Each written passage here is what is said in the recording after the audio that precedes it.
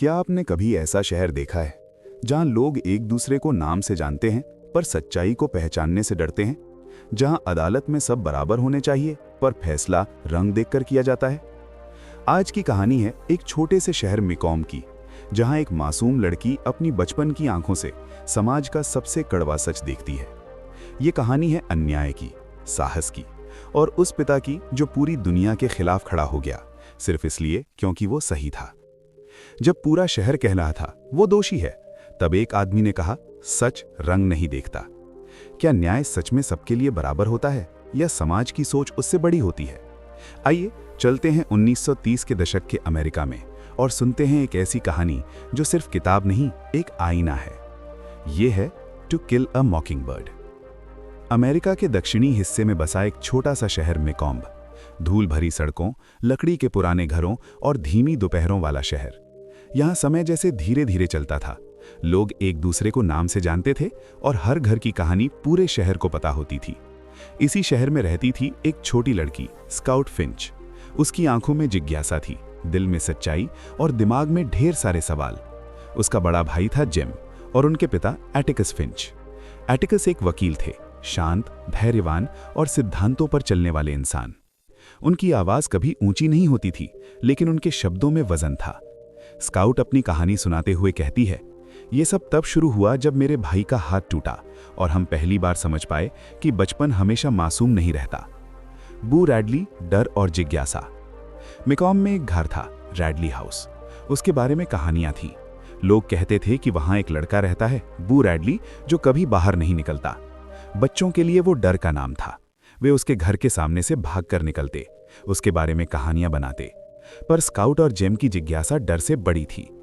वे पेड़ के खोखले में छुपे छोटे छोटे उभार पाते, साबुन से बनी मूर्तियां, सिक्के, एक टूटी घड़ी, जैसे कोई चुपचाप उन्हें देख रहा हो और दोस्ती करना चाहता हो। पर बचपन की ये रहस्यमयी दुनिया जल्द ही टूटने वाली थी। एक मुकदमा जो शहर को बांट देता है। एक दिन एटिकस को एक केस मिलता है। एक अश्वेत व्यक्ति टॉम रॉबिन्सन पर एक श्वेत लड़की के साथ दुष्कर्म का आरोप लगाया गया है। मिकॉम में नस्ल भेद गहराई से जड़े जमाए बैठा था।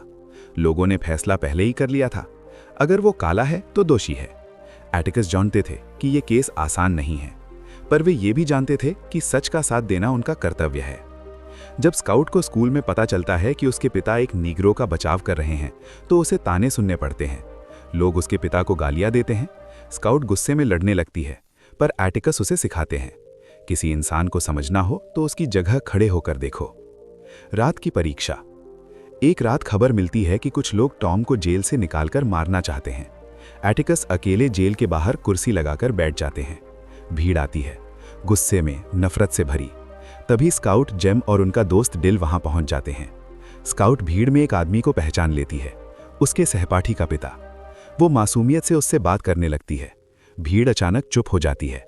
उस आदमी को अपनी इंसानियत याद आ जाती है। भीड़ धीरे धीरे हट जाती है।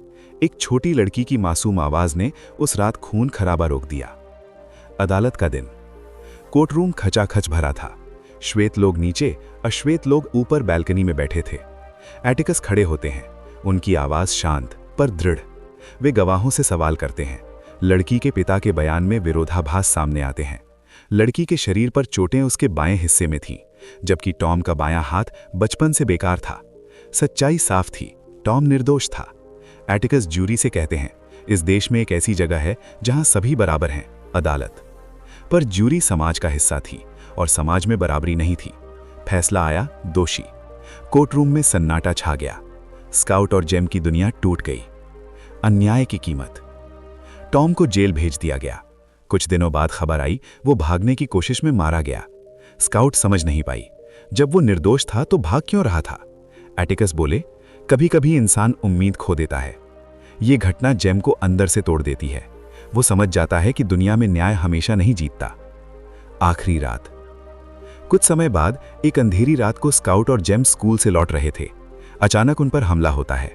लड़की का पिता, वही आदमी जिसने झूठ बोला था, बदला लेने आया था। अंधेरे में संघर्ष होता है। जेम का हाथ टूट जाता है। स्काउट घबराई हुई है। तभी कोई परछाई आती है और हमलावर को मार गिराती है। जब वे घर पहुंचते हैं, डॉक्टर आता है और पहली बार स्काउट सामने खड़े आदमी को देखती है। वो बू रैडली था। वही रहस्यमयी पड़ोसी जिससे वे डरते थे, जिसने उनकी जान बचाई, वो उसके घर तक उसे छोड़ने जाती है। वो उसके बरामदे में खड़े होकर पहली बार दुनिया को उसकी नज़र से देखती है। उसे एहसास होता है बू हमेशा उनकी रक्षा कर रहा था। मॉकिंग बर्ड को मारना पाप है। कहानी में एक वाक्य बार बार आता है, मॉकिंग बर्ड को मारना पाप है। मॉकिंग बर्ड एक ऐसा पक्षी है जो सिर्फ गाता है, किसी का नुकसान नहीं करता। टॉम रॉबिन्सन एक मॉकिंग बर्ड था, बू रैडली भी, निर्दोष लोग जो सिर्फ अच्छे थे, पर समाज ने उन्हें चोट पहुंचाई। कहानी का सार, ये कहानी सिर्फ नस्ल भेद की नहीं है, ये कहानी है बचपन की मासूमियत के टूटने की, साहस की, सच के लिए अकेले खड़े होने की और दूसरों को समझने की कोशिश की। एटिकस फिंच सिखाते हैं, साहस बंदूक उठाना नहीं है, साहस है जब आप जानते हो कि आप हार सकते हैं फिर भी सही काम करना। स्काउट उस रात बू रैडली के बरामदे पर खड़े होकर समझ जाती है, इंसान को जज करना आसान है, समझना कठिन। और शायद यही इस कहानी की सबसे बड़ी सीख है। दोस्तों, आज हमने सिर्फ एक कहानी नहीं सुनी, हमने एक समाज का सच देखा। हमने देखा कैसे पूर्वाग्रह इंसाफ पर भारी पड़ जाता है, कैसे एक पिता अपने बच्चों को सिखाता है कि सही रास्ता आसान नहीं होता, लेकिन वही रास्ता चुनना असली साहस है। अगर इस कहानी ने आपके दिल को छुआ है, अगर आपने भी महसूस किया कि किसी को समझने से पहले उसकी जगह खड़े होकर देखना चाहिए, तो इस वीडियो को लाइक ज़रूर करें। इसे अपने दोस्तों और परिवार के साथ शेयर करें, क्योंकि ऐसी कहानियां सिर्फ सुनने के लिए नहीं, समझने और आगे बढ़ाने के लिए होती हैं। और अगर आप चाहते हैं ऐसी ही गहरी, सोचने पर मजबूर कर देने वाली किताबों की कहानियां हिंदी में, तो अभी हमारे चैनल को सब्सक्राइब करें। हम यहाँ सिर्फ किताबों की कहानी नहीं बताते, हम उनके पीछे छिपी सच्चाई को महसूस करते हैं। मिलते हैं अगली वीडियो में। तब तक याद रखिए, मॉकिंग बर्ड को मारना पाप है, क्योंकि कुछ लोग सिर्फ अच्छा गाते हैं, किसी का बुरा नहीं करते।